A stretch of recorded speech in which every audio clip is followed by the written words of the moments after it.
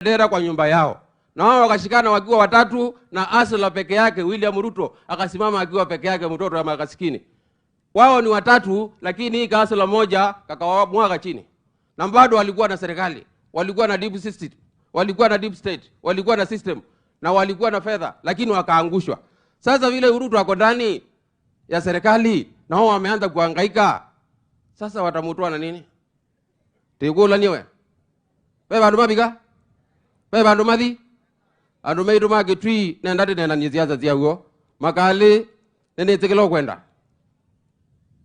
Nene ona roho. Ndina mbodela yo lakini lani no ni woka no imukua na ndya kwiwo ndongone.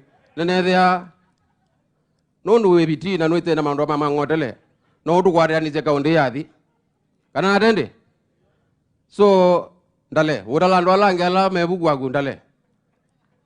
Labuta zatani andikilele. Kana kashagwa ndabie. Your Excellency, huyu mzee anataka kitu kubwa. Gavana hapa. Ndio namwambia akiongea na wewe vizuri mimi nitakuwa chini yake. Lakini na yeye akubali maneno yetu. Ndio twende. Si ndio? Ndio wale wako wampatie na wale wetu wafanye nini? Kwa sababu ni jamaa ameonyesha anaweza fanya na serikali. Wakati mlikuja hapa kwa MP ama senator wa Wiper mwingine, yeye ndiye alikuja. Leo haujaona mwingine, yeye ndiye amekuja. Na yeye ndio the strongest huko. Hao wengine wote hawezani na hiki siasa na hawataki kuja.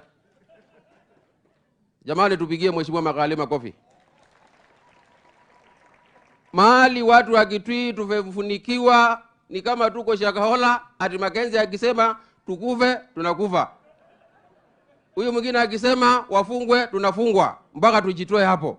Na tunajitoa hapo kwa sababu ya serikali kuingilia. Vile Your Excellency mumeingilia mambo ya Shakahola, Ukambani tuko na Shakahola yetu. Kujeni mtusaidie jamani. Ndio tuondoke kwa Shakahola hii ya kisiasa. Thank you so much.